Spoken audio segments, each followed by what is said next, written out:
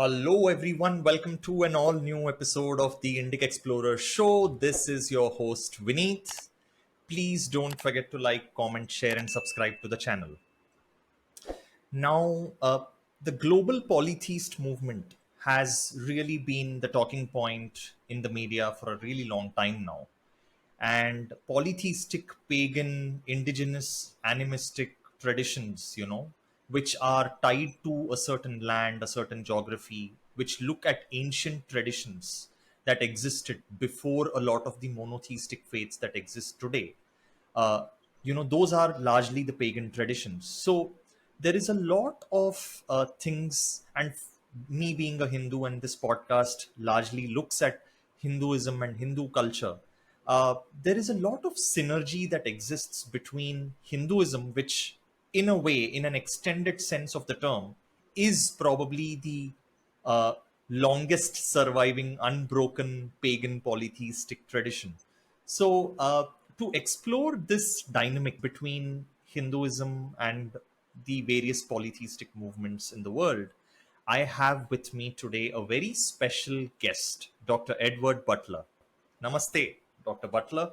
So, for those who don't know you, could you like to introduce yourself? Sure. I'm an academic. I have a PhD in philosophy. I specialize in the philosophy of polytheistic religion and in the polytheistic philosophers of Greek antiquity, particularly the Platonists. And I'm also the director of the Center for Polytheism Studies at Indic Academy. And so I've had many fruitful interactions with Hindus about these topics. And I'm involved in trying to promote the revival, the restoration, and the greater understanding and appreciation of polytheism and of polytheist traditions around the world, both those which survive from antiquity, of which there are more than people often tend to realize, as well as those which are being revived after some period, whether shorter or longer, of having been sundered by monotheist faiths. And so that's pretty much who I am. I guess you could say I'm a public intellectual on behalf of polytheism and polytheist traditions. Nice, great. So, how would you define paganism or polytheism? And could you also talk a little bit about, because you mentioned about reviving a lot of the traditions, could you also talk about which are the major like forms of polytheist revival, like revivalism, reconstructionism? How are they defined? How do they differ? Yeah, So, talk a little bit on that. there's a lot of terminology, and it can be a little bit confusing. A lot of it overlaps, and there's also been, I think, a kind of a history of evolving terminology over time. First of all, you'll hear the term pagan, which is a term that derives from late antiquity. It was a term that Christians used to refer to those who had not converted to Christianity. It comes from a word, a Latin term, pagus, which refers to a district originally. And so it generally refers to the idea that these people worship the religions which are local to them. You have a similar term in Greek, which is used in books of the New Testament, for instance, to refer to people who remain polytheists. They call them ta ethne, which means the nations. They are people who are perceived by Christians as staying within what they see as a particular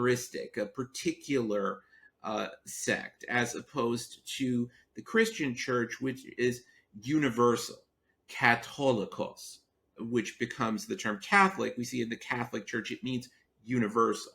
And so the term pagan comes from an early Christian framing of their ideological opponents as particularists rather than universalists, as sectarians rather than people who have joined what is, from a Christian perspective, to be the one and final universal church.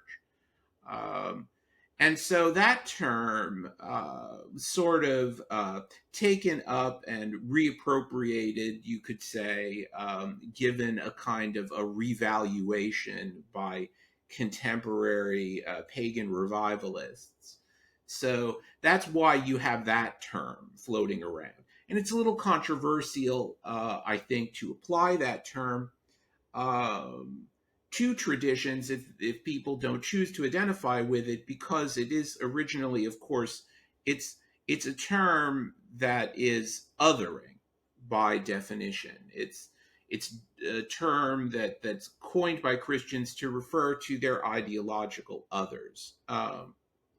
And so, unless people are interested um, in trying to own and to take back or to reappropriate that kind of history, and of course, as history went on and Christians encountered new polytheist civilizations that they hadn't encountered in antiquity, they continued to refer to them as pagans, or heathens, which is a similar term from the Germanic languages.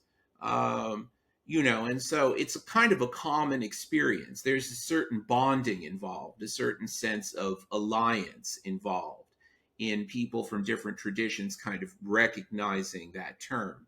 But people don't have to, by any means, adopt that term. And that's part of the reason why people started using a more neutral terminology, just talking about polytheisms. Um, and also, I think, because of ideological disputes within the community over the kind of understanding of the gods that different people wanted to have, within the kind of Western revivalist community. Um, People started to use the term polytheism a little bit more in order to stress that they were theistic rather than non-theistic, atheistic, or somehow more pantheist or monotheist. People started using the term polytheism. And in addition, with respect to the revived traditions, you'll hear terms like revivalism, reconstructionism. Uh, Again, these were kind of terms that at a certain point became popular to differentiate oneself, perhaps, if you were more focused on some particular historical polytheism rather than something more syncretic. You might have used the term reconstructionism, but you don't find it that much anymore. It was kind of popular back in the 90s. It seemed like, So those are the kinds of terminologies that float around. And I speak in particular of continuous and of revived or revivalist traditions in order to differentiate, because, of course, there are quite a number of continuing traditions, often, of course, under a great deal of strain, under a great deal of pressure. And so that's one of the things that we try to look at and think about through the Center for Polytheism Studies that I chair. Now, yes, you asked about some of the larger tendencies in the revivalist polytheist sphere. Of course, on the one hand, we have, there are neo-pagans who are, one wouldn't necessarily consider to be revivalists in any specific sense, but perhaps just in a more general sense, representing traditions that are a bit more modern, though influenced by ancient traditions.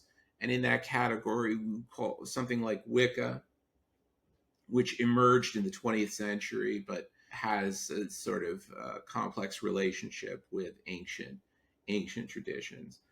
But in terms of revivalist traditions, obviously very large in the West is the Hellenic revivalist polytheist community, because of the tremendous footprint of Hellenic civilization throughout what we sort of term the West. Norse or Germanic revivalist polytheism, of course, very large, very significant. The Egyptian or Kemetic, using the ancient Egyptian term for the land of Egypt, Kemet, is a very significant tendency. Um, Various uh, Celtic polytheist traditions have revivalist activity, Slavic, um, and then I mean we can talk about various degrees of participation that people may have in traditions that have a diaspora presence, African diaspora traditions, Chinese diaspora traditions that people may be participating in various different ways. It's a very diverse community. The one thing that you can say with some confidence is that it is a very diverse community, and there are as many different ways of doing it, it seems, as there are, revivalist polytheists. So the the thing that I really think about it the most is, why did paganism decline in the first place? Now, a lot of people, of course, know that some of the pagan traditions have very complex philosophies, and they are really well developed and evolved systems, especially for their time, even by today's standards, right? So, why did they actually decline? And a lot of people try to use this whole framework of linear time, and I want you to comment on this, where they try to say that it's the evolution of human civilization from polytheist to henotheist, then monotheist, and then Right. atheist. So, I mean, I would also like you to kind of talk about this as well. Sure, sure. Yes, I mean, we are very familiar with this kind of evolutionist or developmentalist narrative that would represent the historical the historical success, let's say, of various monotheisms, Christianity and Islam in particular. But I mean, particularly Christianity, because of course this is a predominantly Western narrative about the progression from polytheism to monotheism, and as you say, then to a scientific worldview, which is implicitly or explicitly atheist. We're all very familiar with that. Um, in fact, if we take, I think, a more open and frankly mature approach to history, what we see is that a peculiar set of circumstances existed in the West that led to the victory of Christianity, which took centuries. I mean, we should say that at the time that Christianity became the favored religion of the imperial state under the Emperor Constantine. It's agreed by historians of every stripe that there were no more than about 10% of people in the territory of the Roman Empire were Christian.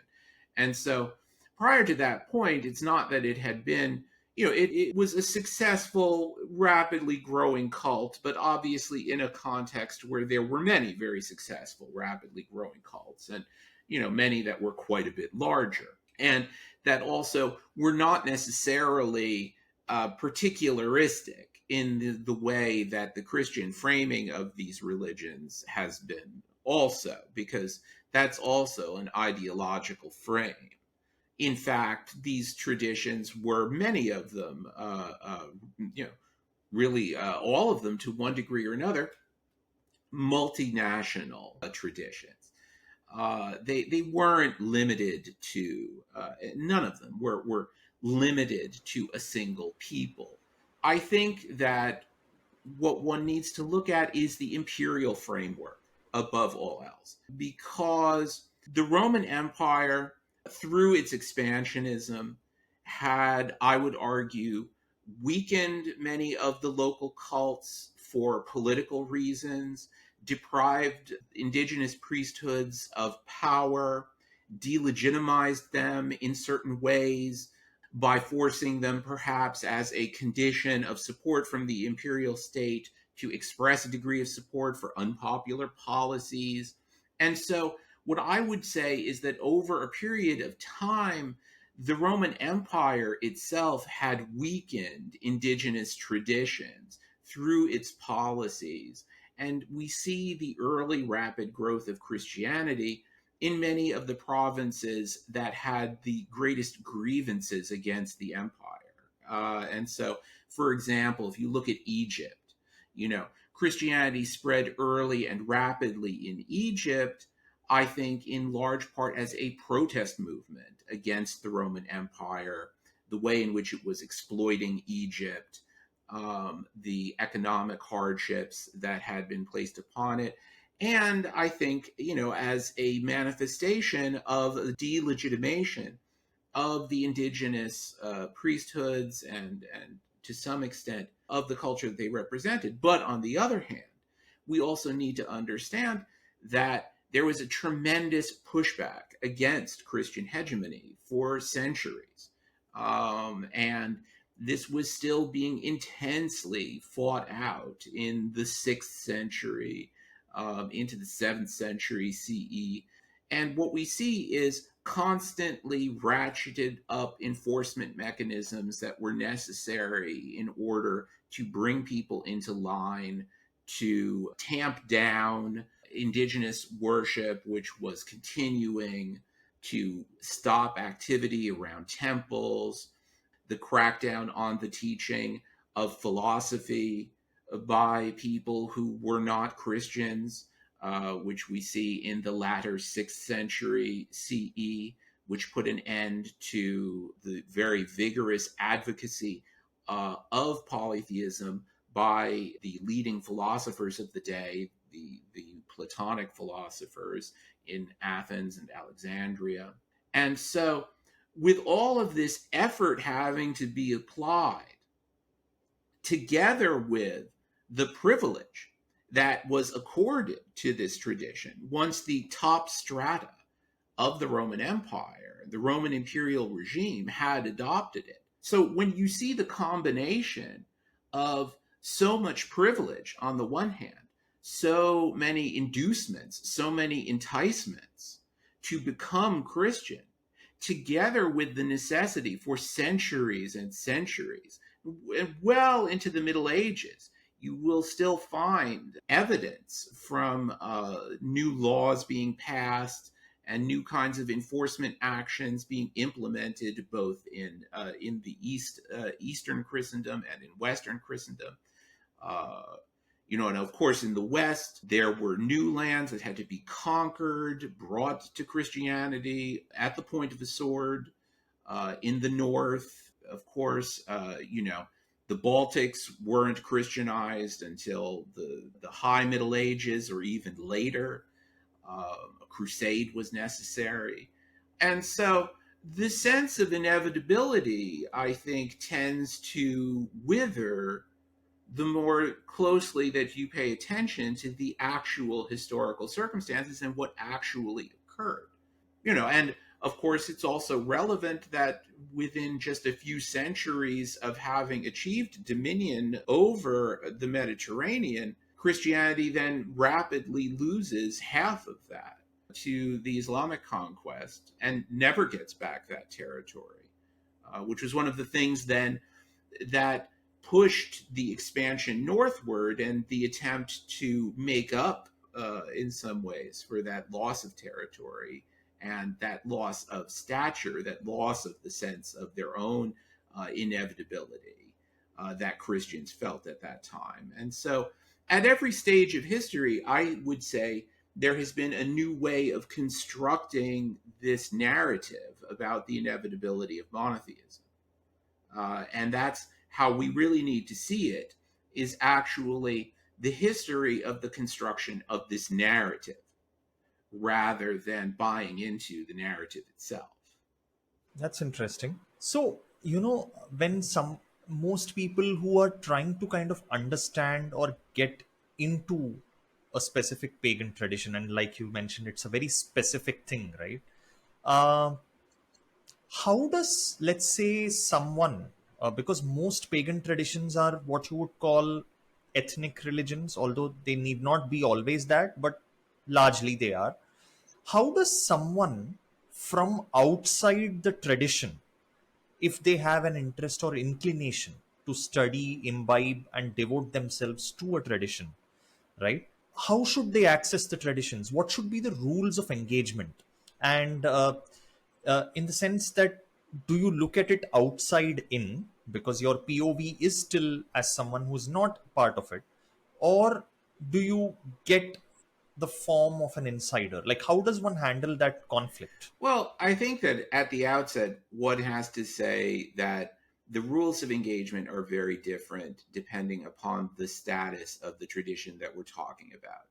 Because obviously, traditions which are continuous have their own gatekeepers, and they set the rules of engagement for their own traditions. And you know, many of them do have, many of them are open to people participating from outside what one might consider some sort of an ethnic community. I mean, I wouldn't necessarily say that any of these traditions are ethnic religions in the contemporary sense of the term ethnic, because that didn't exist in antiquity, I think, for any of these traditions, really.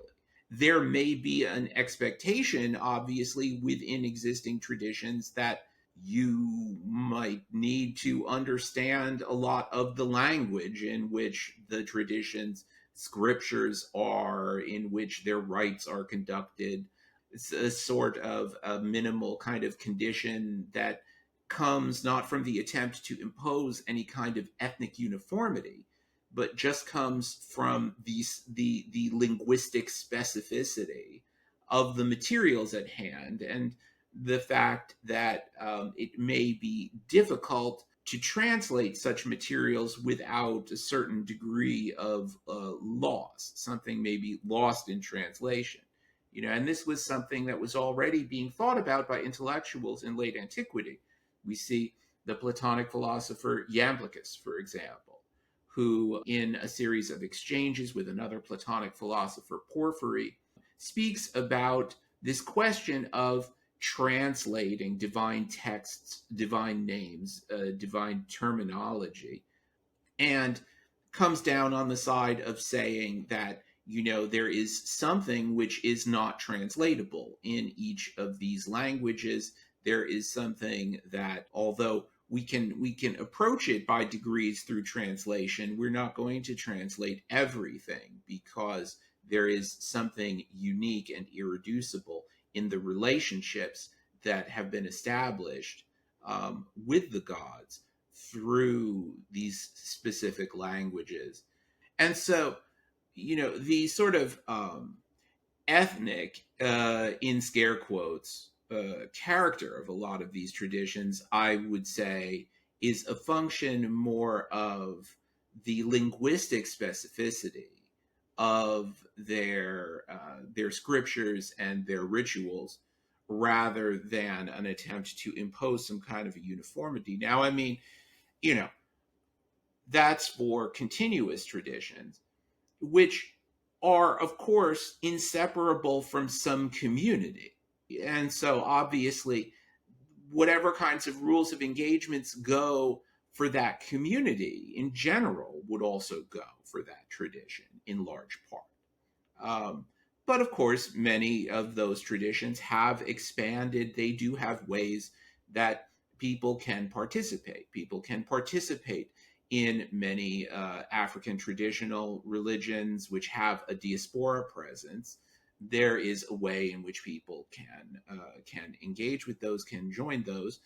People can join Taoist traditions, for example, participating in living Chinese polytheism in that fashion. This is an international tradition, just like Hinduism is. People can become Hindu. So these are not necessarily closed traditions, but of course the rules of engagement are different and specific and particular to all of them. Now, with regard to revived traditions, Any particular revived tradition obviously has the right to define its rules of membership, like any kind of association can define its rules of participation. But we have to say also, as a general matter, that in principle, at least, the gods themselves are available to everyone. And if we were to say that it was impossible for someone without being given permission by some existing priesthood to engage with the gods themselves, then we would be saying that the gods themselves are wholly and without remainder subject to determinations by humans, which I don't think any tradition is prepared to say in a definitive fashion. I think that it's the nature of polytheist traditions to always recognize tacitly, if not explicitly, that people do have new revelations from the gods, that they do have new encounters with them and learn from them new ways of engaging with them. And people also encounter new gods. Again, we cannot say a priori, and most traditions don't really, though it may be a matter more of omission than explicitly saying so, that new gods may emerge that are within the context of the existing tradition, elements of it at least, that are engaged with elements of that tradition. And so, you know, so we have to distinguish between, as you say, the outsider perspective, in which we say, well, there are various groups, there are various associations. As such, they have the right to determine the basis on which someone becomes a participant, and to set degrees of participation, degrees of proximity, if they want, so that there is a kind of accepted outsider status, and then varying degrees of insider status that become appropriate as a person becomes more deeply enmeshed in a community and in a practice. But then there is also the insider perspective, which we also can't forget about, which has to do with the irreducible agency of the gods themselves. And because we have to, if we're not implicitly saying that there just are these human institutions, if we really are recognizing that divine agency is present in them and that it's not determinable by human activity, by human regulation, that the gods can choose to speak to whom they will, to engage with whom they will, whether they're doing it right, in quotes, or not. Recognizing that, we have to recognize that there is this other perspective, even though, of course, there's always going to be tensions between the one and the other. Nobody who is operating within a constituted, continuous tradition has to be happy about how somebody is approaching it as an outsider. But it's simply the fact of the matter. And it's always been the case since antiquity. Gatekeeping has never been foolproof in any of these traditions. That was never the intention of them. The sense of membership in them is loose and flexible. It's interesting you mentioned this because, even in a lot of, legally speaking, many of the temples in India, whether it's the Ram temple or even the Padmanabha Swami temple, people, when they represent the temple legally, it is done by the devotees on behalf of the Lord, of the God, who is treated as a minor, and the devotees act on his behalf, his or her behalf. So, I mean, I can kind of relate with that in that perspective as well. One of the key challenges with revivalism of pagan traditions, in my view, is how do they handle the complex question of tradition and modernity? How should they grapple with that? How much of it is the essence in terms of going back to the past versus how much innovation is possible considering the current world? I think that very few people who are engaged in revivalist polytheisms have any kind of a notion that they're somehow actually going back to the past, picking up without any kind of loss or innovation where a tradition left off centuries ago. Now, again, I always have to say the case may be different in the case of traditions that were much more recently sundered, and so outside of the West, I mean, where you have indigenous traditions that may have been sundered just within the last several generations.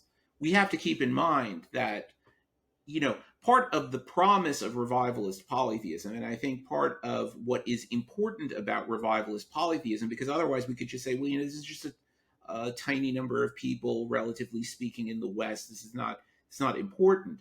Part of what's important is that the very existence of this community, I believe, demonstrates that conversion is not the end of the story and that it's not this linear narrative.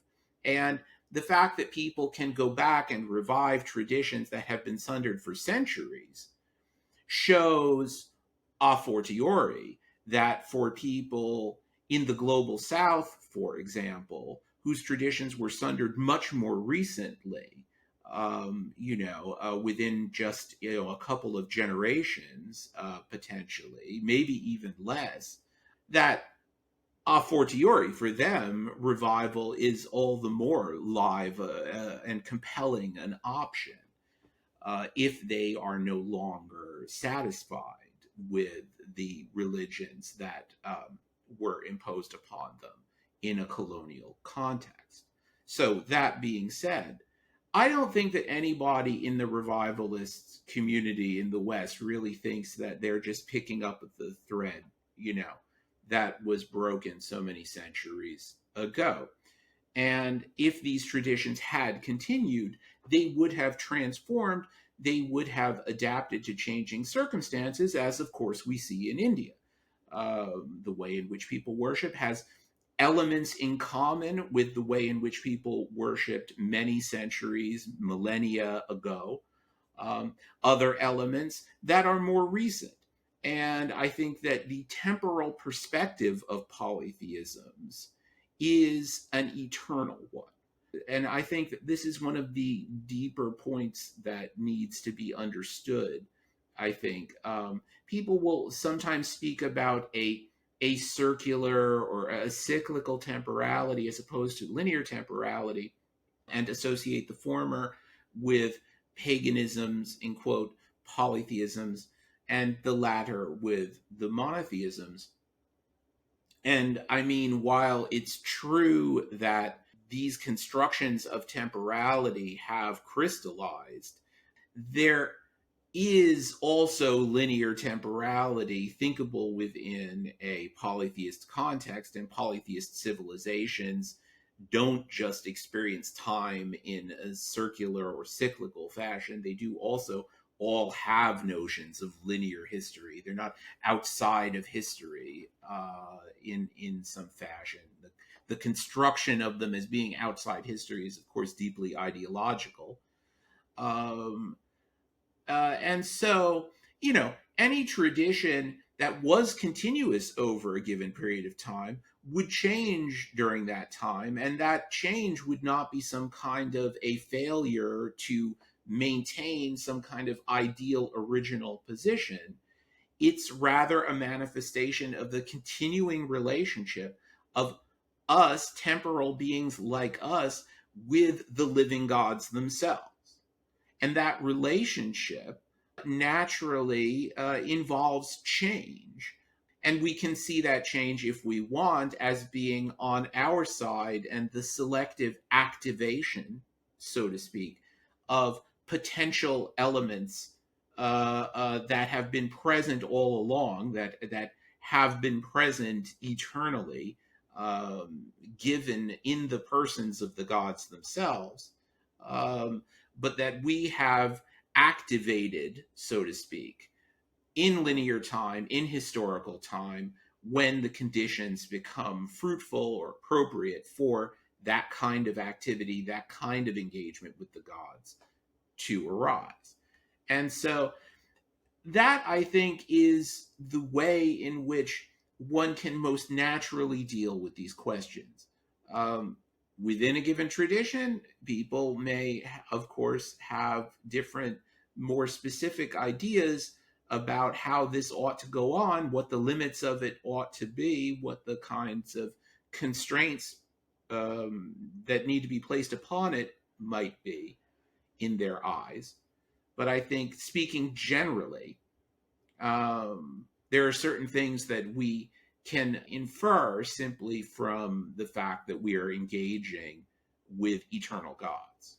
There's one thing that uh, pretty much most polytheisms have to grapple with quite seriously, which is the academic lens. One is for someone to come from the view of the tradition, and the other is basically the academization of polytheism, which is that which Rajiv Malhotra also personifies and calls it as fossilization, which was seen in Western classical studies with regards to Greco-Roman, and you as well as Professor Bakchi and Adluri talk about this quite often, and which also came later in India through Indology, right? So, how do surviving traditions and as well as the reviving traditions deal with this academic lens and this whole constant need to fossilize? Because, like you said, these traditions actually, their identity is linked to them being living. So, fossilizing them is pretty much like an attempt to kill them, in a metaphorical way. That is one. Secondly, so how do they deal with academic frameworks? Second, do you think pagans also have to develop an academic framework for things like idol phobia and uh, using certain terminologies which are not very charitable to them? So that as well. Yeah, well, I think that dealing with the academic gaze, so to speak, is a problem that every polytheist tradition has to deal with um, quite urgently, I think, because of the complex relationship that they have, first of all, with academia as an institution.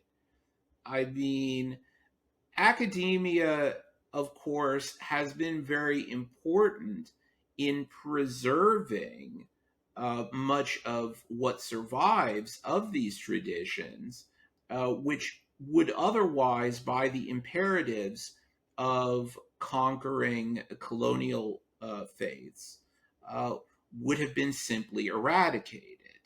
And the academic institutions also, of course, have a crucial role to play in continuing to encourage the preservation and investigation of texts of various traditions, literacy in the relevant languages.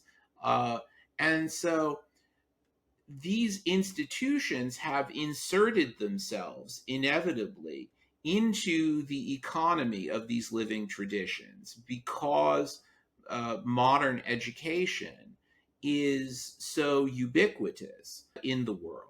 These traditions, therefore, have to arrive at some kind of equable, negotiated settlement, so to speak, of their relationship with the academic gaze and with the academic institutions and discourses that their traditions are inevitably going to be a part of.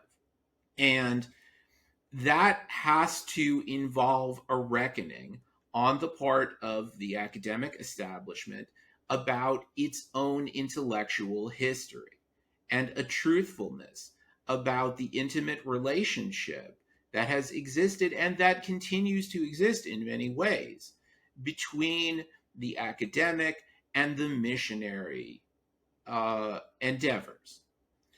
Th-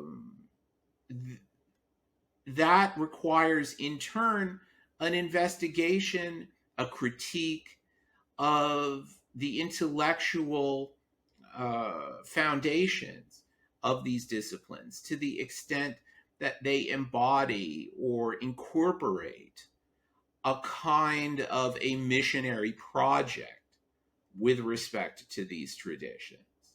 It's necessary, but not necessarily sufficient, to have more direct participation in these academic institutions by members of those traditions who need to be obviously represented more and need to be speaking more and with more recognized authority about their own traditions. And that discourse needs to be respected and not seen as deficient relative to some idealized academic objectivity that privileges a kind of ideal outsider who is, in fact, implicitly a Western Christian or post-Christian atheist observer.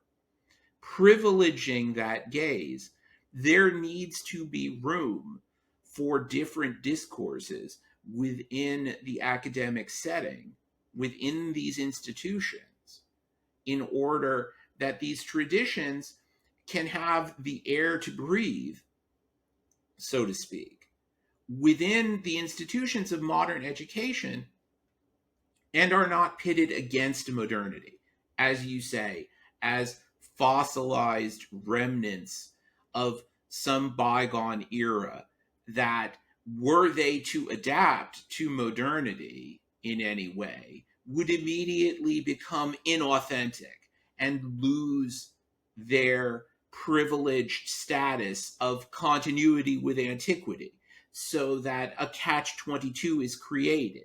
If you don't adapt to modernity, then your tradition is superseded and left behind. If you do adapt to modernity, then you have broken continuity. You are no longer authentic. You lose the right to claim that you have anything at all to do with this ancient tradition. You become the outsider.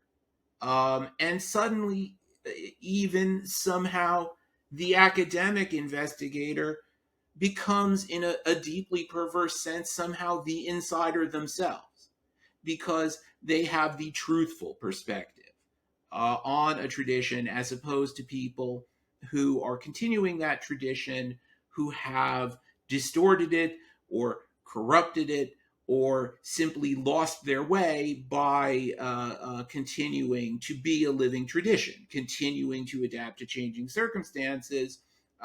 They have rendered their tradition non-identical. And this is a problem that is quite peculiar to polytheisms, to the extent that monotheisms, because they are either grounded in a text which secures for them in this perspective a kind of an unbroken continuity, simply because the text remains there, even though, of course, we all know that no text is static over time in terms of its interpretation or even in terms of its actual direct articulation. But monotheisms have this advantage either of being grounded in a text that way and therefore having an unchallenged identity based on that, or simply because they say, we worship the one single only God that there is, the only God that there has ever been, the only God there will ever be, no others are legitimate. Then monotheism as such can always say, actually, maybe we're not identical over time. Maybe history has rendered us not identical with ourselves, but because we have this reference to something transcendent of that, we nevertheless can say that actually that non-identity is constitutive of us continuing to try to approximate to this transcendent other.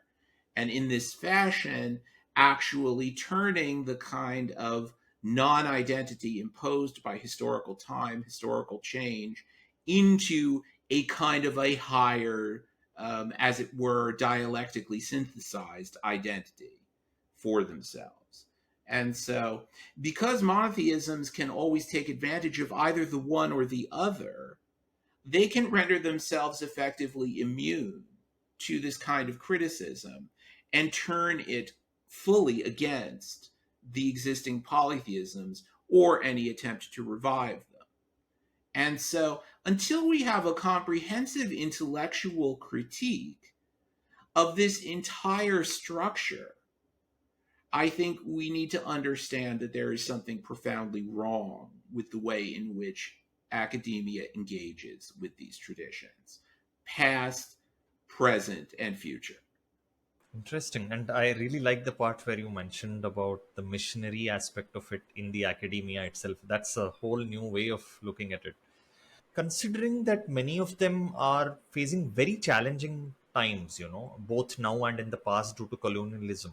Do you think pagan tradition, how should they spread the word, so to speak? I know it's a very Christian word to use, but how should they, which is why I avoided using proselytizing or evangelizing, but how should pagan traditions spread the word or do outreach, Well, like probably a more hospitable word? I mean, Or should they these not? traditions, no, I think that these traditions have always spread the word. They have always promoted themselves. If you look at antiquity, cults promoted themselves. And when opportunities arose for people to extol the virtues of their gods, people bragged about their gods, and this is how cults spread. And when a framework was provided for cults to spread by things like Alexander's conquests and then the conquests of the Roman Empire, despite the negative circumstances which arose, particularly with regard to Roman colonialism, of course. One of the things, however, that they did was that they provided this medium for people to be moving around a lot and communicating with each other in international languages, particularly Greek, of course, which became this very widespread, second language for people. And through all of this kind of interaction, which included a lot of mobility, intermarriage, all these kinds of things, these cults spread. And they also spread through writing and through art and through the promotion of themselves, not as an exclusive mode of belief, not saying this is the true religion, the others are false, join this one now and be saved, but rather saying here's another and another and another. But the thing is that it was always possible to say this is the supreme God, and that didn't overrule any of the other supreme gods. There was a style of speaking in Western antiquity which it's difficult for us to recover today because we expect statements about the supremacy of a certain god to be exclusive and to carry with them the implication that other gods are not, that other gods either don't exist or exist only in some very subordinate fashion. Uh, there was an inherent understanding, a universal, it seems, understanding of the tacit perspectival nature of all of these traditions. And so it's not a question either of, well, I mean, these traditions can get along because they can translate their gods into one another and see their gods as being the same gods under different names. That's not how it worked. People simply understood that different people have different gods, and different individuals worship whatever gods they have a relationship with, for whatever reason and in whatever way that came about. That's really not important. That's really not something that affects the relationship between a living human individual and the living gods, which is what really matters, which is how sanctity is present in the world, how divinity is present in the world, in these concrete relationships. And so I think that these religions spread simply by people um, talking about their experiences with gods, the remarkable experiences that they have, the often uncanny experiences that they have, and really just talking about how great it is to worship the gods that they do, and in that way, reestablish this kind of unforced community or economy of worship that existed and that had no borders or boundaries, really. You see, it was universalistic. It wasn't particularist, as the Christians tried to frame the so called pagans, the ethnics, framing them in this way. It was a competing universality, a competing vision of how people could be together in a cosmopolitan community without borders. Because the term cosmopolitan, this is a term that was invented by polytheists. This is a polytheistic concept in itself. And I would argue that only a polytheistic community is truly cosmopolitan, because only by accepting the reality of other people's gods just as they experience them, and not exclusively through some kind of a narrow frame, a narrow channel through which I force their worship and their belief to fit, filtering it, so to speak, but accepting the reality of all of these gods and not trying to determine their status myself. Only such a community, I would argue, can be a truly cosmopolitan community, because otherwise we have an ideology imposed. And that's fundamentally against any notion of cosmopolitanism, which, in my opinion, is robust and meaningful. Before we move to the second part, I want to ask you a small your take on this is again an extension of the tradition versus modernity aspect of it. How do pagan traditions look at the environment, and because the environment is such an important part of what it is to be part of a tradition, and also their view on machines, on science, right, on its in itself, because of course there's this thinking that environment is kind of, you're moving away from science, you're kind of going back to where we came from. So how do pagan traditions generally look at this question? Well, I mean, the way in which I like to look at it is first and foremost from the inherently local or localized notion of sanctity in polytheist traditions. Because I think that what we find when we look at historical polytheisms is that sanctity flows from the more local to the less local. And so the traditions at a particular temple, for example, or a particular holy site, are very carefully conserved.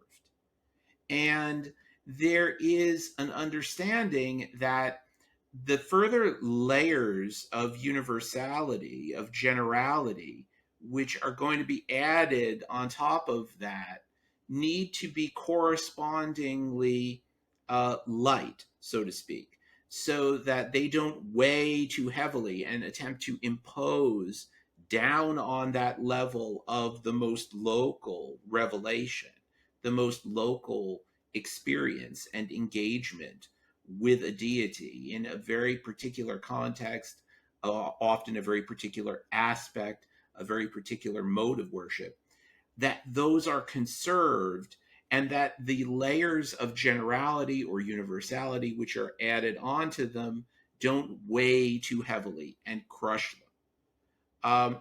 That seems to be a tacit level of understanding, a pragmatic level of understanding, which is inherent in historical polytheist traditions when we look at them, and that I think reflects an essential understanding about the experience of divinity, which is that there is an encounter with the gods, there is an encounter with a god, a theophany, to use a Greek term, the appearance of a god at a certain place in time to certain people, and the institution of a relationship that then is conserved.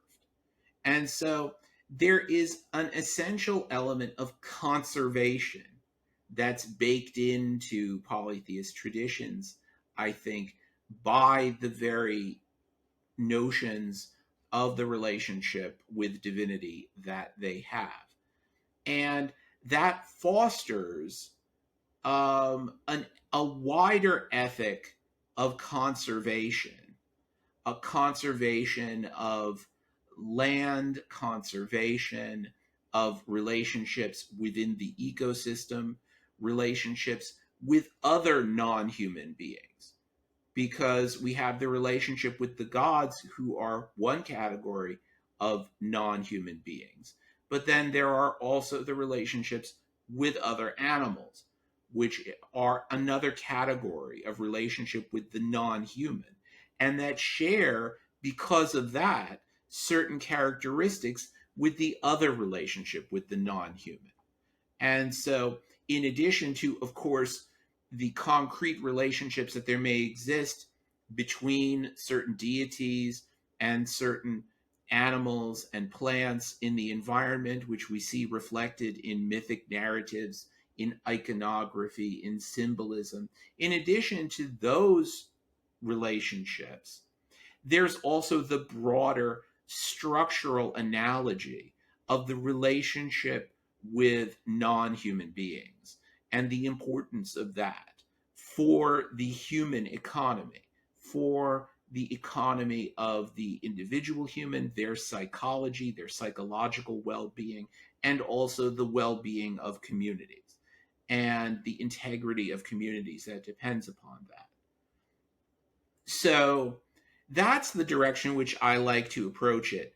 A lot of people, approach it through frames like the idea that so-called pagan or polytheist traditions, indigenous traditions, are so-called earth religions or nature religions. And I, I'm wary of this kind of terminology because it's very ideologically implicated. It has to do with an idea that there isn't also in all of these traditions notions of transcendence, notions of varying degrees of transcendence. Not everything exists in the way of embodied temporal beings that come to be and pass away. Not everything exists in the mode of being of natural beings. But that doesn't mean that purely by having such notions, somehow we are denigrating or subordinating the natural world. So I think it's unnecessary and not helpful to frame these traditions as inherently nature religions or earth religions. It's kind of like, at the same time, people will oppose them to urban living, which is absurd. Polytheists were the first urbanists. They founded the first cities. Um, they came up with all of these concepts of transcendence, all the philosophical concepts that monotheists have appropriated for themselves. They were invented by polytheists. And this gets to your second question, the question of technology, things like that. Technology was invented by polytheists. Science was invented by polytheists. It was carried on by them most successfully. And in fact, in the West, certainly, we see that there was a tremendous loss of momentum in the sciences and in technology with the advent of Christianity. We can argue about to what extent this was, a factor of the general lack of felicity that attended these societies, coincidentally or not, in the wake of Christian hegemony. But it's difficult to argue with the fact that it was actually Christianity which imposed certain kinds of ideas about a necessity to turn away from this world, to turn away from investigation of such things, in order to secure your relationship with the divine, which was now seen in contrast to how it had been seen in the days of polytheism in the West. The relationship with the divine was now seen as being a matter of scarcity, something which was constantly threatened and very difficult to obtain. Whereas in the polytheist days, relationship with divinity was seen as being available, accessible, widely given, widespread, and relatively easy for individuals to secure and to maintain, not something which was inherently scarce, inherently threatened, inherently endangered by simply being in the world, being in a body, and so forth, even though all of these traditions also recognize that, of course, being in the body, living in the world, create a lot of distractions. And so, as a purely practical matter, if you want to get deeper into your engagement with the gods, you may need to step back from certain kinds of activities in order to just get the space, just get the peace and quiet, if nothing else, both literally, externally, or just in your own head, the peace and quiet, the space, the bandwidth, as we say nowadays, to engage with the divine. It may require putting down certain kinds of activities, either for a time or permanently for some people who want to be specialists, upon whom it is incumbent for some reason, they feel it incumbent upon them, perhaps to engage in some kind of comprehensive withdrawal from the world, which would happen. We find this. But there's also a recognition that, of course, this is not how everyone would want to live.